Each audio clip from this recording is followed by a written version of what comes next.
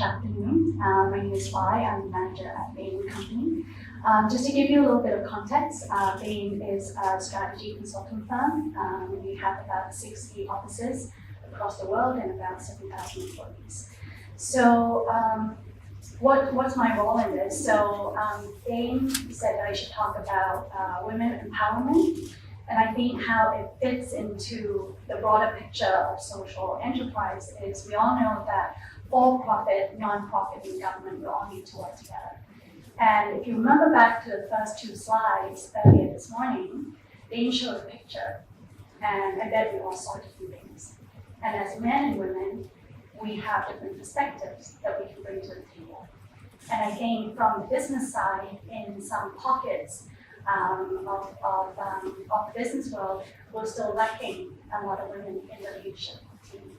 I think as Thailand, we're not doing too badly. I think the recent research shows that about 30% of senior leadership team are women, trailing behind Philippines, I think, and Indonesia, and they're at about 40%.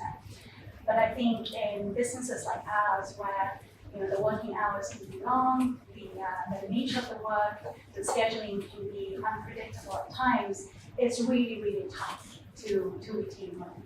Okay? So what I'd like to share with you today is just our perspectives and how we think about empowering women and what have we done about it.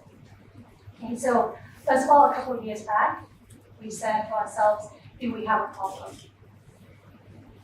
And it turned out that we did. I didn't really like to single out women because I think we're just the same. But when we look at our numbers, we're really great at hiring them, but we're really bad at retaining them.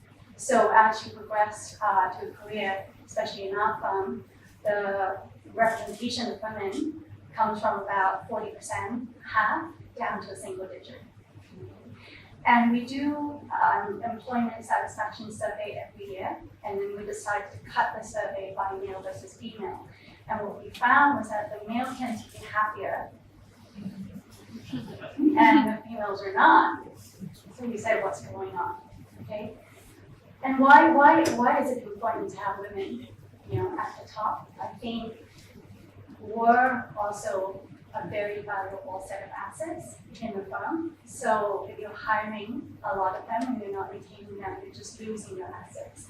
And that's really, really, it's a tough problem to solve, especially in an age where talent is so hard to find, good talent especially.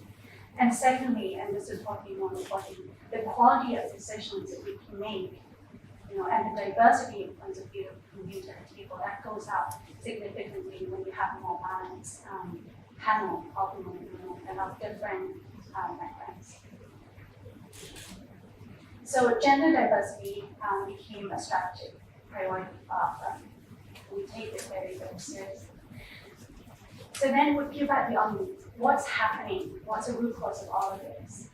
There were really three big things. So one was a confidence gap. Second thing was around primary caretaker expectations. So unfortunately, men can't give birth or breastfeed yet. And I think especially in Asia, the expectations are slightly different. Lack of women role models. Also, that's a huge root cause. So confidence gap, you hear a lot about, I feel really insecure, I'm probably not good enough to be part of the leadership team. The primary caretaker expectations, we hear a lot about, this isn't going to work. I want to be a mom, but I also want to have a career, and this type of career is just too difficult, and I can't do both well. Lack of women or lack of women role models, I think.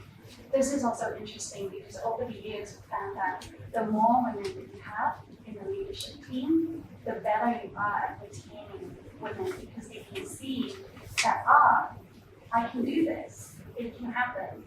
And it's even better when you have different brands of women leadership. So not only one type of persona, different types of personas that can demonstrate different paths to get there. So it's no longer a tough climb.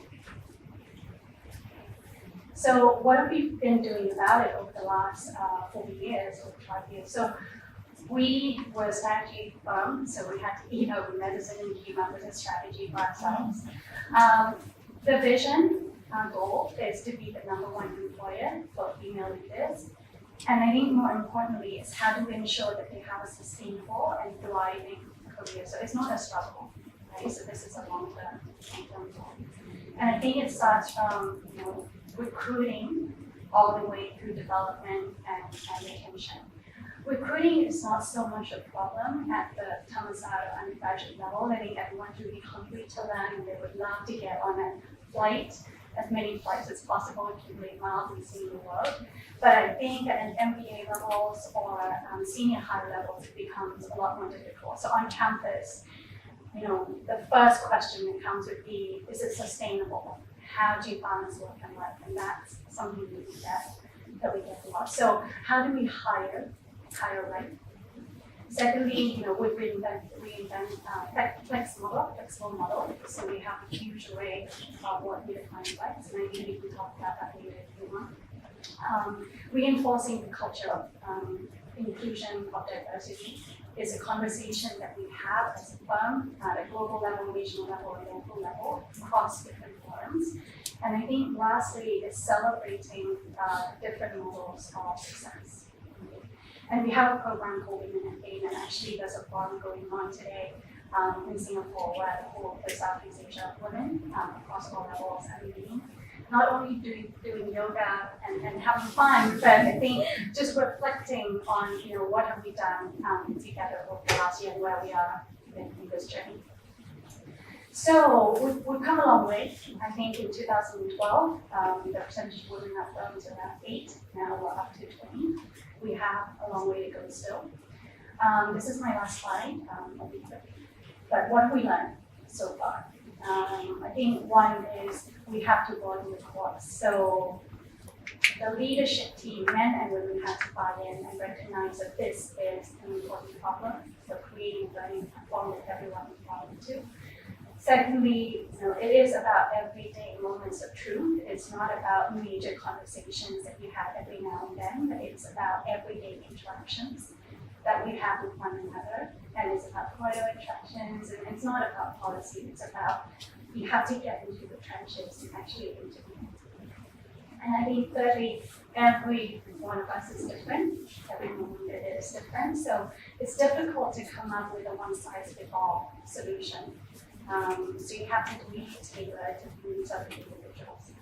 And I think lastly, it isn't just about showcasing women role models, it's also getting the men involved and getting them to be part of the solution creation.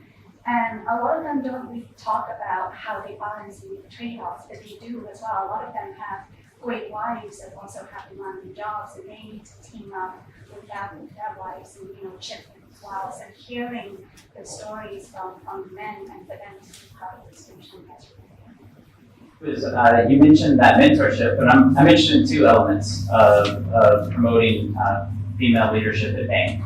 You mentioned the different types of flex, because I can't think of that many, so I'm curious what they are. And two, is this formalized mentorship, or is it just the fact of, wow, there's a female leader above me, which means it's possible? Flex. So maybe just a quick temp check. So what do you think is a flex model of work? How do you think about it today?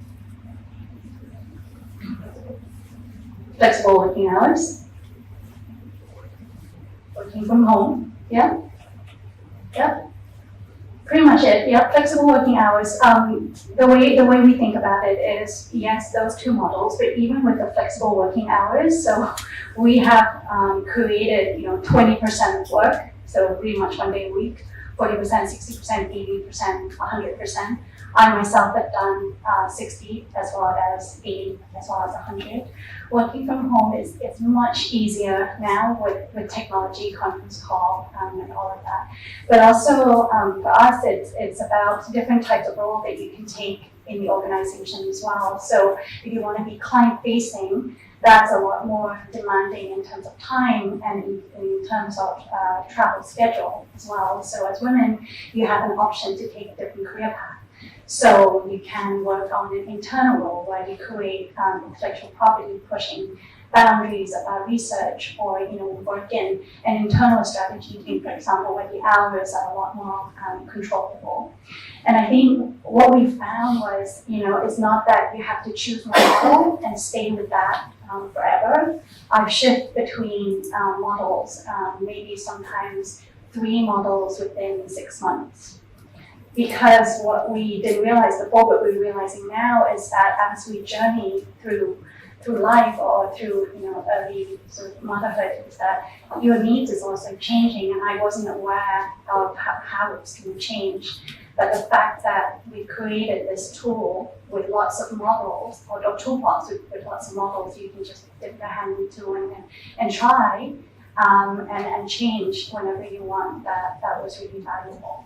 And I think it's easier to say, oh yeah, we created all of these things, but the hardest part is it affects other people in the firm as well. So imagine if you start up a project team and there's this person that wants to work 60 hours. There's this person that wants to take time off between this hour and this hour. It becomes really difficult to operationalize. How do you manage your benefits, your pay, and all of these things. So there's problems that need to be solved as well. So that's complex. And very quickly on mentorship, it is a formalized program. I actually have a mentor as well as sponsor. It's a bit complicated. So we have a formal mentor that writes our review and takes care of our professional needs.